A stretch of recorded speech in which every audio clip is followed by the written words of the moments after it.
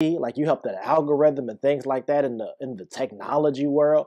You help make the messages, the content, the medicine, the actual empowerment that is needed for the people in your life or the people around your life. Your shares make that possible. You help empowerment go anywhere when you share it everywhere. So I want to ask you right now to do me a favor, hit that share button and send this out to some people, because I just believe that something significant can and will happen as a result of your share. So I say thank you for that. My name again is Teddy Matthews, and I'm excited, y'all. I'm excited just for all that I believe, all that God is doing, and for what I believe He is continuing to do in and through our lives. If you're watching this in real time, we're really going into our second week of what's called a negativity fast, fam. We're walking through this negativity fast, guarding what we see, what we're watching, guarding what we say. The power in life and death is in the tongue. And the Bible says, and those who love it will eat the fruit thereof. Some of us are experiencing the words we're speaking. We're not speaking life. And as a result, we're not experiencing the fullness of life. But my words have power. Somebody type in the chat, my words have power. And some of us have been giving language to things that are lifeless. We've been giving our energy and our time and our efforts to things that are lifeless. And this negativity fast is about helping you and I make a decision to say, no, not today, Satan. Every day, not today, Satan. Every day, in every way, I'm getting better and better. You're not going to stop my progress. You're not going to rob me of my peace. You're not going to alter my productivity. You're not going to get in the way of me receiving the promises. You're not going to alter me from believing I got purpose. I'm not going to let my pain get in the way of my possibilities. I'm not going to let my history determine my destiny. I'm not going to let you, this, or that get in the way of him. I'm not going to let you, this, that, or them get in the way of me. That's what this negativity fast is all around that. It's about believing God. It's about believing in you. It's about surrounding yourself. And here it is. It's about feeding yourself what you need to grow to the next level. Because you don't go to the next level, you grow to the next level. And on this negativity fast, I want you to watch what you're seeing, saying, and listening to. But I also want you to be feeding yourself new sets of information to encourage you and to develop you and to grow you and to propel you into the person you were created to be. You become your best self. You become your best self. And here it is, destiny requires development. Your destiny, reaching your destiny, the fullness of the potential which God created in you and for you, requires your development. You were born in sin, shaped in iniquity, but I ought to leave this place better than I came. And so we're excited about listening. What is Negativity Fast? You can text the word READY to 708-449-8197 to get that guide sent to your phone, or go to the church website, empowermentanywhere.com. And from there, you can click the Fast Guide button and get that link sent over to you. That's really kind of the biggest thing in terms of announcements that I have. If you all just stay, and here's what I want to do quickly. I'm going to do it at the beginning and do it at the end. Maybe you need to give. I want to ask you and just kind of invite you right now. I want to remind you all, listen, at the beginning of the year in particular, I want to make sure you are reminded continually that you sowing into this ministry allows us to be able to be a blessing to families and communities in need. You don't give to empowerment, you give through empowerment. Your generosity last year helped us to give away over $30,000 in resources and coach and financial assistance and toiletries and bill assistance and financial assistance. Over $30,000 in community, to communities that are in need because of your generosity. You're literally changing lives. You're helping this message of the gospel, this message of hope, this message of encouragement, the message of empowerment. You're helping that go so far through your giving, through your generosity. People are literally, undeniably impacted because of your generosity. So I want to say thank you for those who have been giving. I want to invite those of you who have never given to start and to see how it is that God moves in your heart and in your life. It's the one area where he says, try me. He says, if you trust me and try me, I will open up the windows of heaven and pour you out a blessing so much so you don't have room enough to receive. I want to invite you to try God in this area. They made those giving options available for you on the screen. You can text the word empowerment to 77977. You can give by Cash App, $Empowerment Church. You can mail it to the P.O. Box, P.O. Box 335, Maywood, Illinois. I want to invite you to consider sowing into the field that you're reaping from. And I want to say thank you in advance for it. I got a quote. We're in the middle of a series called Stop It. Right? Last week, I kicked it off with this message called Stop Playing With Me. And if you missed it, go watch it. Stop playing with me. Stop playing with me. And so today, as we jump into week 2 of this series, before we get into it, I really want to ask you all a question. And it's this. How many of you all have been to a restaurant? I think there's probably a lot of you all. Whether it's fast food or sit down. How many of y'all have a favorite meal at a restaurant? Or maybe a favorite meal at home? You got one? I got several. I got some things that I order from certain places. When I go to certain places, I just like how they prepare it. And I order some places I go to, I order the same thing. And some places I go to, and sometimes I just want to be explorative. I want to try something new. But there's sometimes it's like I got a go-to thing. It's like, I'm in this particular space. This is what I got a taste for. I can taste it all week. And this is what I believe is going to help me do this. Like, you got that. Well, here's what I'm about to say. And I want you to lock in. I want you to lock in and stay locked in. There's some things that just hit right when I needed to hit, how I needed to hit. And today's message is one that I believe is going to do just that. Now, here's why I preface it that way. Some of y'all, you heard it before. But I believe today it's going to hit like that. Something, you know what, I need this right on time. I ate this meal before, but I ate this today, and I taste a little bit of different right there. I never slowed down to taste the seasonings in that. I never slowed down to enjoy what was really happening in that. I was in a different season of life, so I didn't have the same appreciation for it when I got it the first time. Some of y'all, that's how you're gonna feel today. If you slow down and take it in, don't watch it. Be like, oh, I heard that, Rev. You ain't got nothing new. Oh, I got something for you. But this is what I felt. I felt this message this week. And instead of me attempting to give it to you this way, God was like, no, they need it the way you delivered it that day. I want you to give it to them that. I want them to have that. So I want you to lock in. Now, some of y'all like, I ain't never heard it before. I know. It's just like at a restaurant. Sometimes you go into your first time having that meal is that other person's favorite meal. But you all get to experience the meal together. As a matter of fact, think of it this way. Here's what I want you to do next. I want you to invite somebody to watch it with you, because when you got a favorite meal, you typically tell somebody about it. When a meal is real good, and even if it ain't a favorite, it's just, man, that meal was really good. You go tell somebody else, man, you need to try this. Today, this message here, I feel like it's a message you want to go tell somebody else to try and check out. Stay locked in. Come back at the end real quick. I'll see you all in a few. Drop in the chat. Type your notes. Let me know you're on. Let me know you're rocking with me. Hit that share button. Here it is. Let's go. Begin reading at verse number 1. My Bible reads this way. After this, there was a feast of the Jews, and Jesus went up to Jerusalem.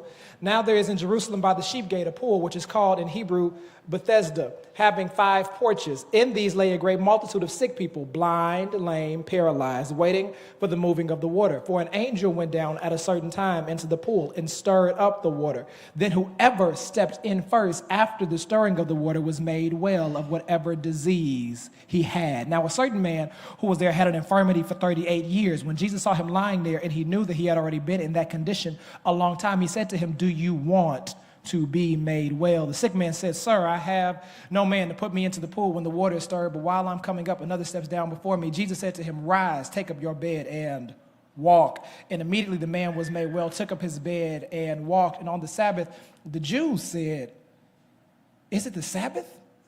Is it not lawful for you to carry your bed? He answered him, he who made me well said to me, take up your bed and walk.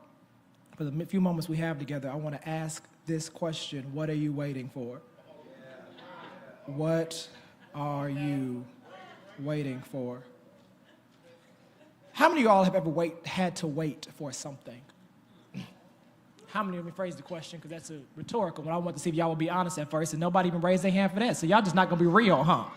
Y'all let me know real quick what I'm working with. Like that was just, you failed the test, out the door. So if you're not going to be honest there, I bet you're not going to be honest on question number 2. How many of you all like waiting? Thank you for just a few testimonies of saying I don't like waiting. Well, what do you do when you're waiting for something and waiting for something and waiting for something and it doesn't happen? What happens when you were just believing God for breakthrough or healing or something special, something you thought that he might have even placed on your heart, and it doesn't come to fruition? What do you do when you're waiting? Maybe by chance you are like some other people in this room where you've waited so long for something. You even tried to go for something. You even believed God for something that didn't happen. And as a result of it not happening, you found yourself in a state of disappointment. Disappointment is something we don't talk about much in church because we only talk about the joy of the Lord being our strength and his strength being our joy. We tell you, you ought to always come into the church with gladness, come before his presence with singing, rejoice, know that he is God and it is he that has made us and not we ourselves. We talk about that, but we don't talk about the book of Job. A book that is filled with pain and suffering and triumphant moments in the same breath. Job needed medication because he would say, man, I'm mad and sad almost at the same time. He would be cussing in his mind and praising with his mouth. It was just, this man we find in our text today in John chapter number 5 is a man that's been waiting by this pool for 38 years. I imagine after waiting there for 38 years, hoping and praying and believing that something was going to happen, he has to be disappointed. Maybe he's bought into the same lie that your neighbor bought into because you're not going to be honest. So let's talk about your neighbor. And if you're anything like some of the people that I serve at Empowerment Church, some of the people I serve, they so funny acting. Every word is for somebody else. They be like, this would be so good if such and such could hear this word. Yep, I'm telling them right now, go watch this when it hits the stream. So don't think about yourself because you're not going to be honest with me. You've proven that. You failed that test already. Let's not even try it again. So let's talk about if it was your neighbor we're talking about or your friend who really is you, but you say it's not me, so you say asking for a friend. Let's pretend like this is an I'm asking for a friend moment.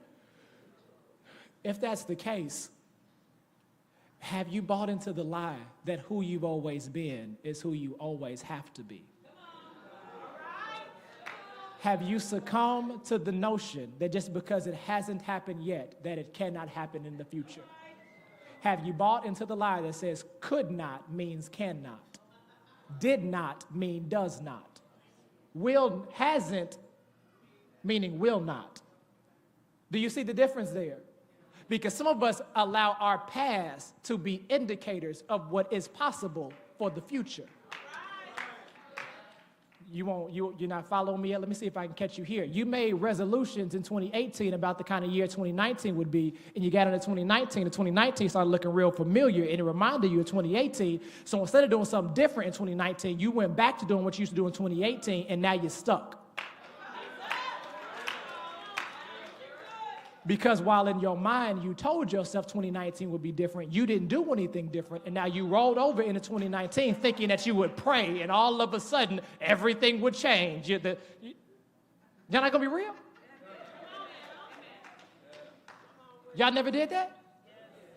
New Year's Eve watch night, you like, yes, next year is my year. It's my year of no restrictions, baby. Hashtag no restrictions. I'm going for it. Then January 4th come around. And you like, man, this feel a whole lot like last year. If February come, you like, yes, it's not looking too good. By the time March come, you like, yeah, I'm gonna start over next year. It's just three months down, and you be like, yeah, I see y'all, my 2020 is going to be better. But what if I told you your 2019 still had a chance to be completely different than how it started? What if I told you who you've been is not who you have to be, because this can be your year of no restrictions? I've been teaching it this way at home. We're in the year of becoming. And so what does it mean for us to move from who we have been to who God says we can be? Because it's possible for us to have lived our life a certain way for however long amount of time and us believe that's who I always got to be. Did you know Steve Jobs went to school for calligraphy? Somebody's like, what is calligraphy? Fancy writing. Don't Google it. I don't trust y'all. You talk about I'm Googling and you end up on Facebook and then you end up not listening, just... Calligraphy, it is the art of fancy writing in layman's terms. That's what he went to school for. So what if he bought into the lie that what I've always done is who I'll always be? So I'm never going to step out into the unknown of what could be because this is what I'm used to doing. Becoming.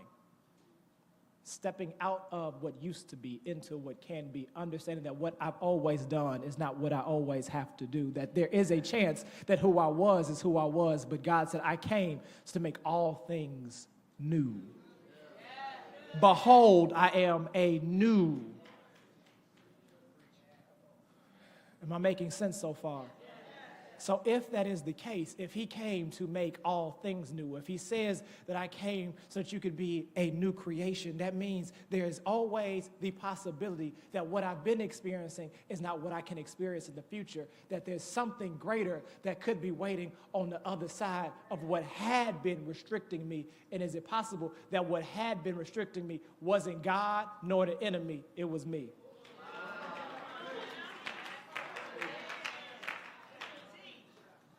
For 38 years, is what the text says, this man keeps going to the pool. This pool is by the sheep gate.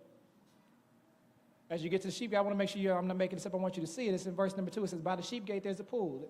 As they're at this pool, they're there. There has these 5 porches. These 5 porches have these 5 pillars. It's a picture. They keep going. It says that every year as they keep going back and forth, they're waiting for this angel to come down and stir this pool. And as the angel stirs this pool, they're going to just splash, hop in it, and all of a sudden they're going to be healed. I mean, it's exactly, somebody laugh because it's funny when you think about it. It'd be the equivalent saying, yeah, you know, I'm going to go to that. You're saying you're going to leave church and go get in the hot tub at the spa, and you're going to wait till somebody turn it on and the bubbles start going, and yep, now it's time. Bethsaida, it's this idea when the 2 words are put together, it means house or place of grace. They're going every year, continually, perpetually to the same place, believing that at this house of grace, that they're going to get healed, that something's going to happen. They've been doing it. It says as they're there, blind people are there, lame people are there, paralyzed people are there, impotent people are there. They all keep coming because they all have problems. And I'm going to just pause for a moment just to insert this in here for free. I'm not quite sure why it is sometimes at church we make it seem like sick people shouldn't come to church. They're the blind, the sick, the lame, the impotent were those who are going to the place of grace. The place of grace is a picture of where strange things start happening. What couldn't be happens at the place of grace. It's where God looks beyond our faults, sees us, and meets us at our needs. It's a picturesque portrait of the local church. And if it's a picturesque portrait of the local church, it means that God's expectation is that we don't come here put together. Because sometimes once we get saved, we want to keep those out who don't look like us, dress like us, talk like us, smell like us. When we all should be at the place of grace. At the place of grace is where I get a fresh start. And that's not just the name of this church. That's the name of what God desires to do with all of our lives. It's a mandate. It's a mission. It's a calling that he can make all things new. But what if I told you the reason why ain't nothing changed in your life is because ain't nothing changed in your life?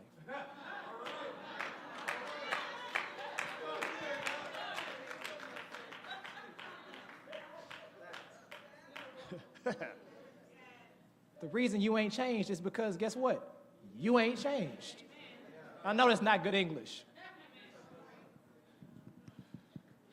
When you look at the passage today, you discover this text is tailored to teach us that some of us are waiting for someone else to do something in our life that God desires for us to do on our own.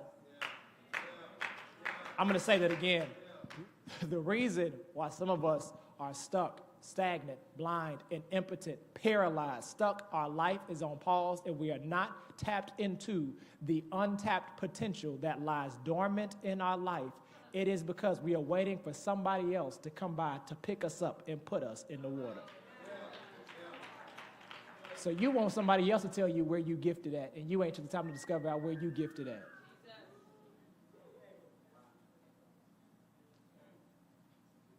Can y'all hear me? Yes. Oh, I just wanted to make sure. Is it possible that for 38 years, this man keeps showing up? It says as he's showing up, they all are there together. All of the sick people keep showing up, going to the place of grace. As they keep showing up, man, it said they're just waiting there in anticipation. And it says that when they go, this is the part that got me. It said when they go, only one of them will get healed. So I got to keep going, hoping, waiting, and I'm thinking in my mind, man, it's my time. It's my time.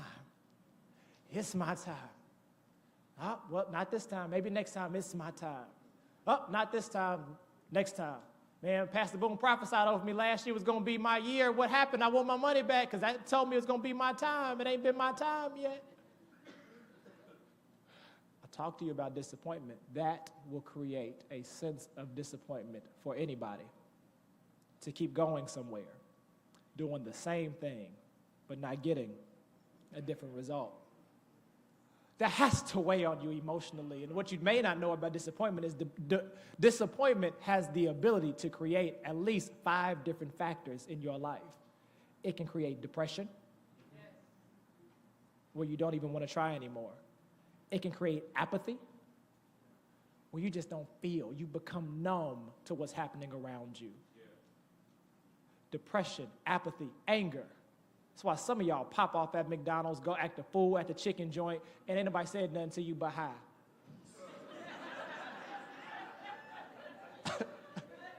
Why you looking at me like that, bruh? It's because you sitting at their table.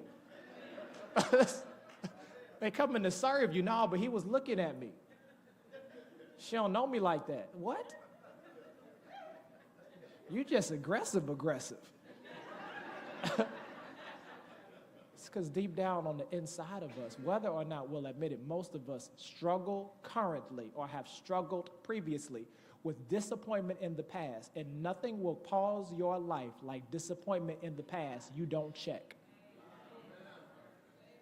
Because when you have lived with a level and a degree of disappointment in your past, it will make you wonder, is anything possible in my future?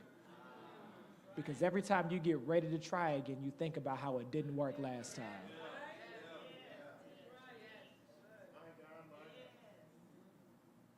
When you find this man in our text today, he's there 38 years.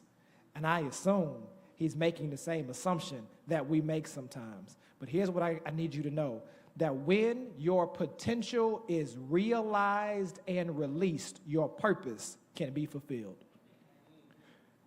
I'm going to say that again. When your potential is realized and released, that is when your purpose can be fulfilled. Because when your potential is realized, your passion will rise up. So some of you all have bought into the stuff that Oprah says sometimes, where it's like, yeah, just go follow your passion. That makes you happy, go do it. That might not be your thing, boo. Just because singing make you happy don't mean you can sing. Can we just talk for us? Let me just be practical to make it real clear. Just because you think you sound good in the shower don't mean you should be the next big thing. So that's because it makes you happy. What that song you said, if it make you happy, it can't be that bad. That's not true. That's just the furthest thing from the truth. So you're chasing your passion, no clue about the potential that you have, and as a result, you're missing and you're misguiding it. So you keep doing the same thing over and over again, and you keep trying to get excited about doing it over and over again, but you haven't realized, man, your potential is connected to your purpose, and your purpose is to be doing something else, but you keep doing this, and you're doing it passionately, but it ain't your purpose. I said it this way last time. You show up to church early, you leave church late, but you nasty. You shouldn't be on the welcome team.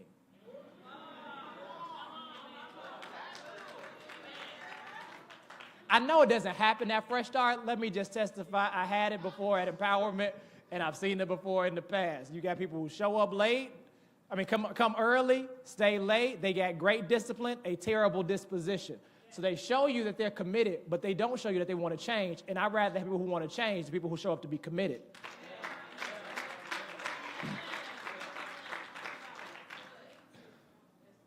Your disposition matters. It's not just how disciplined are you, it's how, it is what is the psychological, mental, emotional state of your mind when you're doing what you're doing. So when he asks the man, do you want to get well? He's not asking him, how long have you been coming? He's not asking him, what time did you get here? He's not asking who was here before you got here. I know you're here, but do you want to get well? It's a question that does not just raise his mind and his intellect. It's a question that challenges the condition of his heart. Because you can believe God for something for so long and be disappointed by people, disappointed by stuff where you lose heart. Y'all not gonna be real?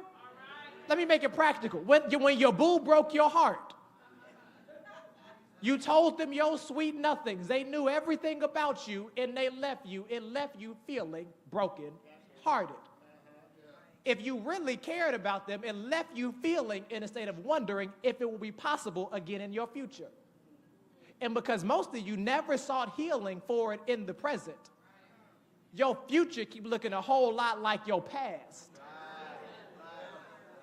Because you might be chasing what makes you happy but don't make you whole.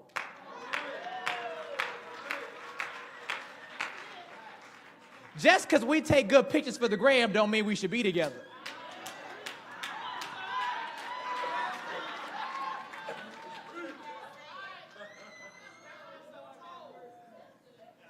Be looking like, you know what? I think we could make a cute baby together. What? Chasing passion, that which makes you happy, instead of potential, that which leads you to a life that is fulfilled. And if you unlock your potential, you'll wind up going towards your purpose. And as you go towards your purpose, you'll be able to walk into it with another level of passion, because you're confusing passion with this temporary state of satisfaction called happiness, and happiness is based on happenings. So I'm only happy when you put this in front of me. I don't really have joy. I got temporary satisfaction. Y'all not gonna be real? I'm gonna catch you right here. It's why some of y'all only call them at 12 o'clock at night. Because they don't make you happy during the daytime. Y'all not gonna talk.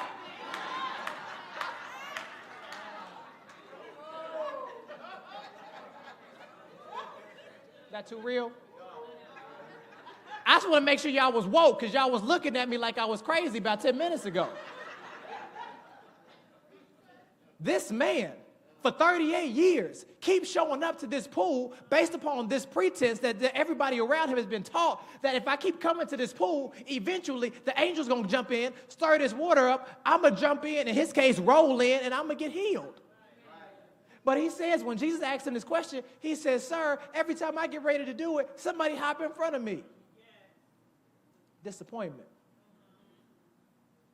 It says when he gets there, he's laying on a mat, and it makes it clear because Jesus tells him when he gives him the instruction, says, rise, take up your mat and walk. If he's telling him to rise, take up his mat and walk, it lets me know he's been laying on the ground on this mat, which lets me know he probably did not walk himself into there. So where are the people who brought him here?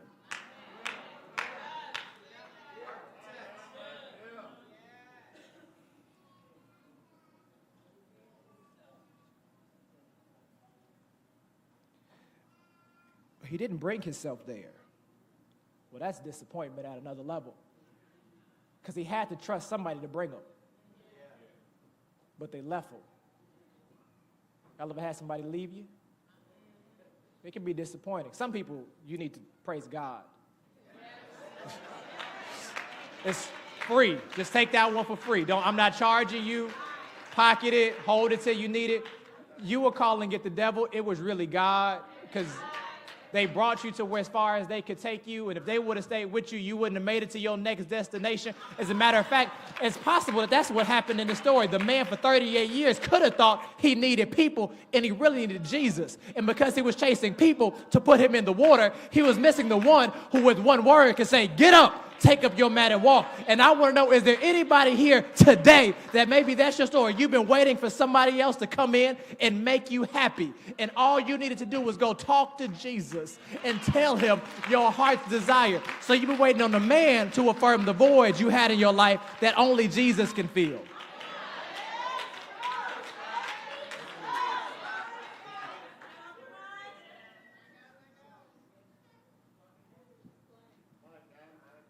"38 years. He said, each time I get ready, somebody gets in front of me. Tells me he's impotent. He hasn't walked, who knows? It says when Jesus saw him, he saw he had been laying there a long time. This is in the book, read it. It's what the verse says. It says he saw him laying there and he knew that he had been there a long time. Something about this man must have looked like he had been there a long time. So yes, we can say that Jesus is all-knowing, but it's possible if he'd been there 38 years, y'all, he's got to be dirty. Some of y'all, when you can't get what you want at McDonald's, you look disappointed. He ain't got what he wanted for 38 years for his healing. I bet he looked disappointed. Y'all don't get mad when, maybe y'all ice cream machines always work down here, but up in Chicago, don't. I'm just trying to make sure they whip me. I'm gonna make sure they understand what I'm saying, because they looking back at me like I'm speaking another language. So.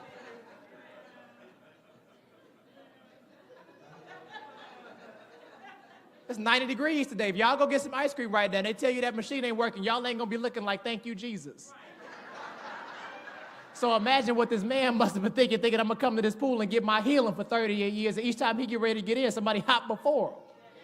The look on his face must be of extreme disgust, disappointment, apathy. He must be thinking, I'm gonna keep doing this because it's what the church told me to do. Religion tells me to keep doing it this way, but God said there's another way to happen.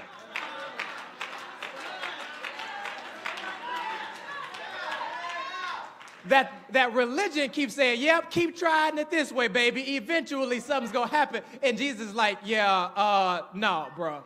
Do you want to get well? Because if you want to get well, I can get you well.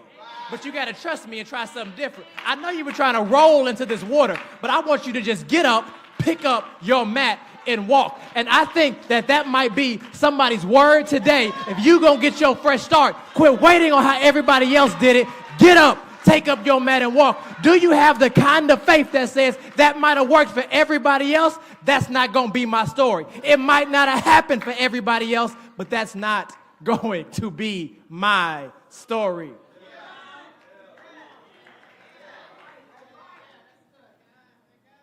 Y'all don't see it. He at this pool.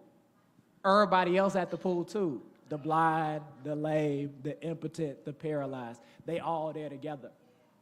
Jesus walks in, sees this man, steps over the other people, steps around the other people, and he comes to this man. He sees this man. At the place of grace, he extends grace. He gives him that which he doesn't deserve. As he's laying there by the poolside, he's laying there not even looking for Jesus to do anything. He's laying there expecting to do the same thing he would always do, but Jesus meets him at an unexpected place, at an unexpected time, and when he shows up, he does unexpected things. And I want to know, is there anybody believing that he can show up and meet you at unexpected times in unexpected places and do unexpected things? You didn't think anything could happen. He said, today is your day for a fresh start.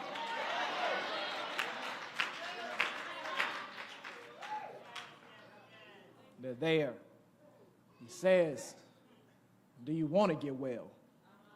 Bothered me because it's a feeling question. One of my personal side hobbies, whenever I had time and find time, is studying like addiction medicine and behavioral habits, because I'm committed to life change. So I want to study people's behavior, why they do what they do, why they get stuck, how they get stuck, why this is. Because your feeling, and feelings are typically the answer behind it, but your feelings are supposed to be indicators. They are your check engine light. They are not the dictator of what's wrong and how you behave. So some of y'all allow your feelings to be your dictator and not your indicator. So Jesus asked him this feeling question. Do you want to get well? Do you feel like it today or no? Because if you can't control your feelings, you won't get what I got.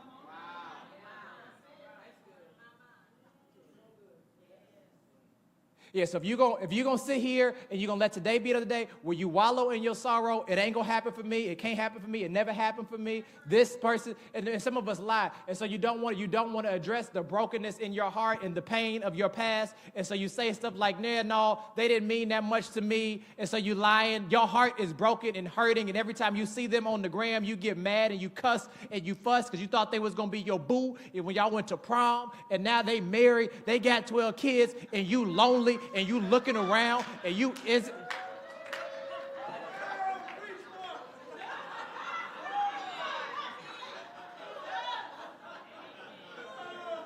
So you keep rehearsing this story in your mind, and you don't want to admit, and when somebody asks you, hey, so all this happened, and everybody see your face just change and get all crumpled up, and somebody asks you what's wrong, and you say nothing. You don't want to deal with the pain of the past that's blocking the potential of your future. So he asked him, man, do you want to get well? Do you want it like you're pretending to want it? Because if you want it like you're pretending to want it, I'm going to tell you how you can get it. Number one, you could get it if you're willing to trust again.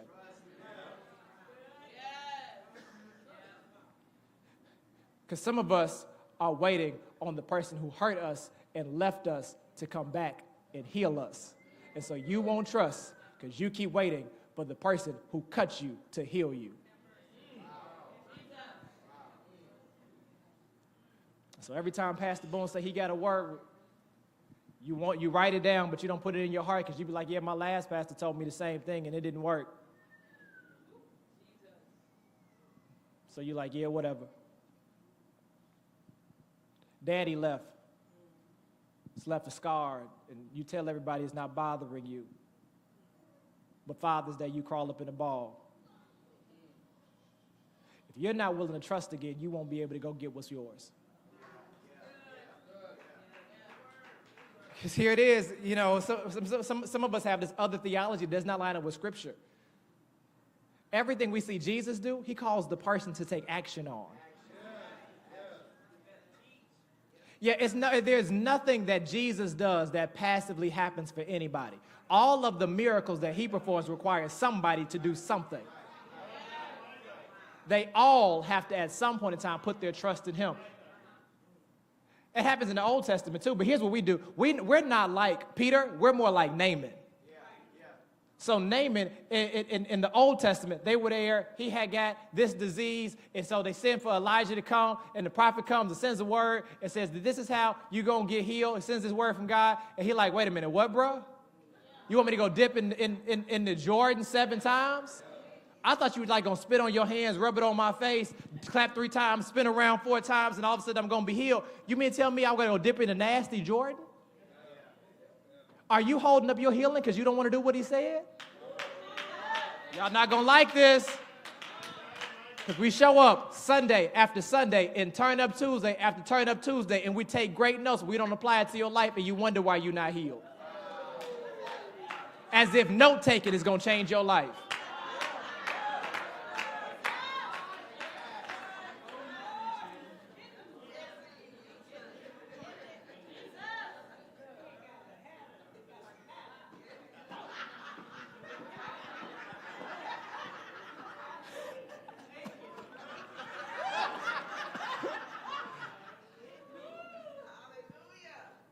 Are you willing to trust again? I'm done. Trusting is this. Trusting again requires opening your heart to the hurts that you've had before. And most of us aren't willing to address the emotional baggage because we rather live our life numb instead of dealing with the pain. But if you're just willing to let God step in and heal your heart, it says that he will take out your heart of stone and give you a heart of flesh. And as long as you live with these unaddressed issues of the past and you keep rehearsing what happened to you and how it happened to you, then you will forever be stuck. But if you were willing to trust God and to try again, Number one, you got to trust again. Number two, you got to try again. But you won't try if you don't trust. You won't try if you don't trust. It's why some of us don't give like we should. It's because we don't trust. Yeah, I used to give 10%, but you see, ain't nothing happened, G, so now I just give $1. Because I don't trust. Because I gave once. I sold on Super Seed Sunday, and it didn't happen for me the next day, so I don't trust. Will you trust again? If you trust again, you'll try again. Jesus asked this man, do you want to be made well? He responds back and says, each time I tried, this is what happened. He says to him, listen, man, look, get up, rise, take up your mat and walk. It says, and immediately the man was healed, took up his mat and walked. Because when you are willing to allow your faith to be stretched, challenged, and checked, you can get up.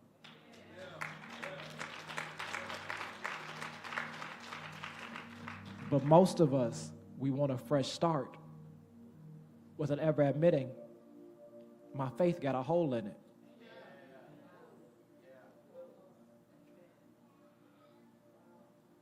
If your faith didn't have a hole in it, you wouldn't be like the 11 disciples. You'd be like the 12th disciple, Peter, who said, if it be you, tell me to come. Their faith had a hole in it. They're like, is it a ghost? Peter stepping out, they not like, yeah, we coming too. They like, yeah, no, you go by yourself. I'll see you maybe when you get back. But he had enough faith to get out the boat.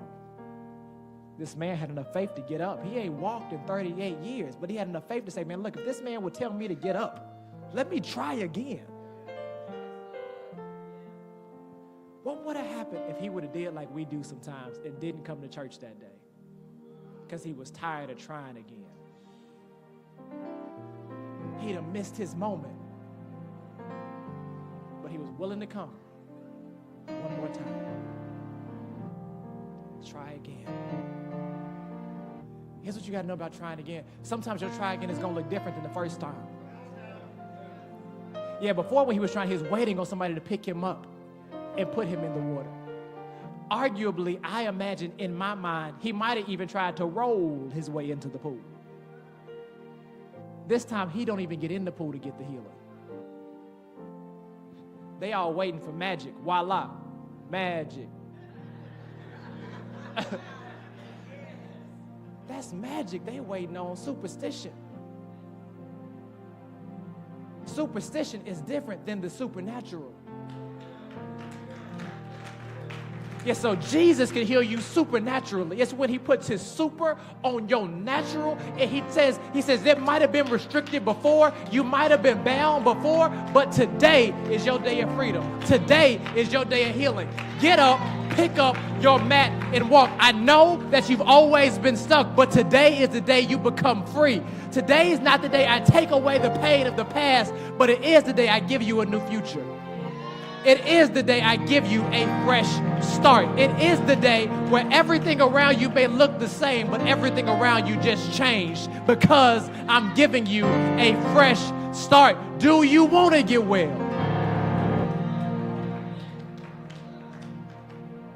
Here's how I know when you get well. I know when somebody really got well, when all they can talk about is the fact that they just got well. Yeah, because some people be like, yeah, man, church was good, but an hour later they cussing at the Cracker Barrel.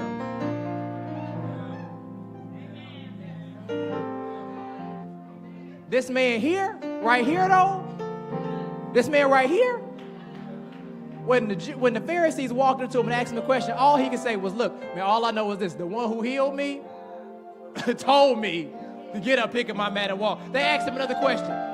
The man who healed me told me, pick up Get up your man and walk. When they ask you why you doing what you're doing, because the man who healed me told me to get up and pick up my mat and walk. When they ask you why you're trying again, because the man who healed me told me to get up and pick up my mat and walk. Why are you leaving now? Because God told me to pick up my mat and walk. Why are you transitioning now? Because he called me to pick up my mat and walk. Are you willing to walk into your fresh start? Because you won't be able to get your fresh start if you're not willing to walk. This won't be your year of no restrictions if you keep restricting yourself. But he's telling you the limits are off. It hasn't been, it can be. It didn't happen, it can't happen. How? Because the God we serve is able. It's not just there for entertainment, it's there for education. Mary don't just get pregnant and had his baby because he wants you to see that young people can have babies. It's to teach you that young people can birth stuff too. We don't read about Abraham and Sarah because we want to encourage 80-year-olds to go around and impregnate on each other. If y'all are working on it and that's your age, I'm not being rude, do you, boo? However you get it done, get it done. I'm not telling you that. I'm telling you that it's not there for those purposes. It's there to teach us that nothing is too hard for God.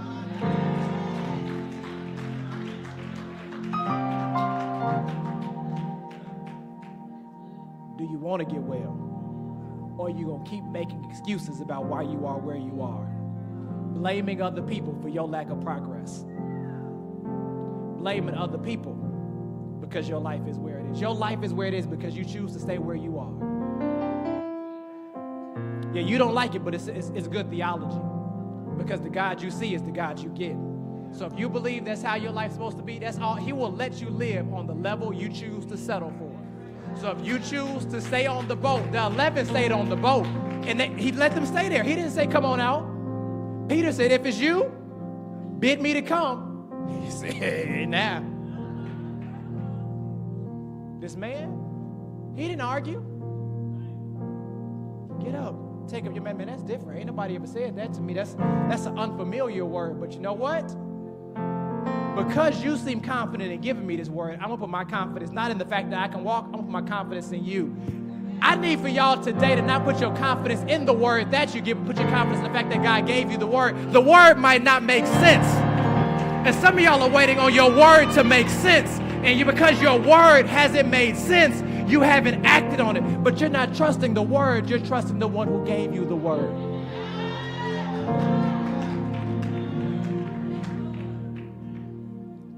Take up your mat and walk. Well, you know how long it's been since I walked? You don't just want me to walk. You want me to pick up what was carrying me? So some of y'all have never been on bed rest. When you get up from bed rest, your legs are wobbly. So you don't want me to just carry my own weight. You want me to pick up something else and carry that after I've been weak? Because when I'm weak, that's when I'm made strong. He's trying to teach us if you trust me. I'm over my time. And I just wonder if there's anybody here that says, you know what, I've been laying here a long time. I've been doubting God. And I didn't know it, but I've been doubting myself a long time. And that's another step of saying, you know what, I ain't just been doubting God, because most of y'all want to admit you've been doubting yourself. And because you want to admit that you've been your own problem, you're going to stay right there. But if you could get like this man and say, you know what, the man who healed me, saved me, he said, get up, I'm going to get up. I'm going to be like that woman, the woman with the issue of blood, said, if I could just but touch the hem of his garment, I'm going to keep rehearsing the story until I start to see what I believe can happen, because I believe that God is able to do exceeding abundantly above all that I ask, think, dream, or imagine. So my life might suck right now, but he didn't call me to that. He called me to life and life more abundantly. So if you feel like you're sinking, something's wrong. You shouldn't feel like you're sinking. Don't believe that lie. You weren't sent to a house with a pastor who is an achiever and an accomplisher and an influencer and a leader of leaders, for you to sit on the sideline passively thinking that life is supposed to be mundane. He called you to this house to wake something up inside of you, for you to say, you know what, if he's going to get up and take up his mat, I need to get up and take up my mat. If he can walk away from what he built, why can't I walk away from this knucklehead?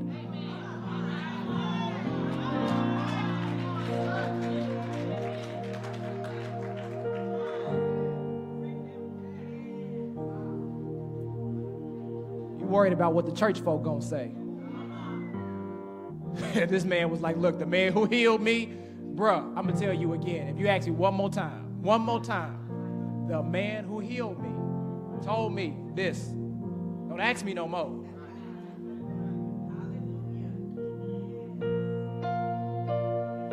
Can I pray for you? This word was for you. Do me a favor. Just lay your hand on yourself. I want you to lay hands on yourself. You've been waiting for somebody to lay hands on you for a long time. Yeah, I'm not laying hands on you. I want you to lay hands on your own self. Father, we thank you for being a healer. We thank you for being a provider. We thank you for being a protector. We thank you for being a waymaker. We thank you for this word. We thank you for the courage. We're praying for the courage to move past our past. We're praying for the boldness to step out on your word. We're praying for the endurance to make it on the journey. We're praying you'll give us the wisdom and the insight to know who we have been is not at all who we have to be. I'm praying for changed hearts and changed lives and changed families, believing that the best is yet to come. Every door that was closed before them, that's made for them, I pray you will show them if they walk up to it, you'd open it. This is their year of no restrictions. Everything you have for them is available if they would get up and pick up their mat and walk. This is the year they become everything you intended. I thank you for how you're doing it. I thank you for this man of God you sent to serve Fresh Start Church. I pray that you will do what only you know how. That as you stir his gifts in every area, that you will guard his life in every area, that you will increase his faith, his focus, and his finances in every area. I pray that as you continue to pour the oil on him, your word says as the oil flows from the top, it comes down to the body. And so we lift up Pastor Marquise Boone, believing it's going to bless the body. We lift him up today, believing it's going to benefit the church. As it benefits the church, it's going to benefit the people. And so we unselfishly come saying, have your way in Pastor's life. Bless him as only you know how. Keep him as only you know how. Cover him as only you know how. Lead him as only you know how. Believing that you're doing something new in his heart. I pray for this church. Pray for a fresh start for Fresh Start. A fresh start for Fresh Start. New territory. New opportunities. New people. New lives. All for your honor, because they want to make your name great. They want to make you famous. They want to see people released, revived, restored. And so we say thank you in advance for the favor and the grace you're resting on Fresh Start Church. I thank you for those who are going to come forth to give their life to you today, as they're going to step forward for a fresh start. Have your way. And I want to know if I have any radical believers this morning that you're believing your healing isn't coming later, but you're believing that you're about to walk in your healing right now. You're believing that your fresh start is starting right now. You're believing your fresh start right now. I think you ought to put your hands together. I want to say thank you so much for you making a decision to stay on. Here's what I want to do quickly. If you need to make a decision today to give your life to the Lord for the first time, to join this spiritual family, to recommit your life to God, maybe recommit back to this spiritual family, I want to invite you to do. You can text DECIDED to 708-449-8197. 708-449-8197. Text the word DECIDED. You can go to the church website, empowermentanywhere.com, and click that connect button. I want to invite you to make a decision. You heard that word. You heard that word. What you waiting on? What you waiting on? Text it, decide it. Maybe you just want to stay connected with what's happening here. When you text Decided, you're going to get a Connect card sent to your phone. You can just fill that Connect card out. It goes to us, and our team will contact you, welcome you to the family. We're not going to bother you. We just want to welcome you. We're a family. Fill out that card on the website. We just want to welcome you to the family. We just want to keep you updated on what's going on here. All right? And again, maybe you hopped on. Maybe you missed it earlier. We want to give you just a moment to give, maybe to sow back into. You heard this word. You reflecting different. You're like, yo, I'm tired of this. I don't want to keep doing this. I don't want to keep. Where Bible says, wherever your treasure is, where your heart will be also. So we want to invite you to give. They're making those giving options available for you. Text empowerment to 77977. Give by Cash App, $Empowerment Church. Mail it into the P.O. Box 335. Want to say thank you, thank you, thank you. We could not do what we do without your prayers, without your participation, and without your partnership. I want to say thank you. And here it is, family. We're approaching year 7 as a spiritual family. And I believe, one, thank you for letting me be your pastor for this long. And I believe that the best is yet to come. Talk with you all later. Have an incredible day. Let's go.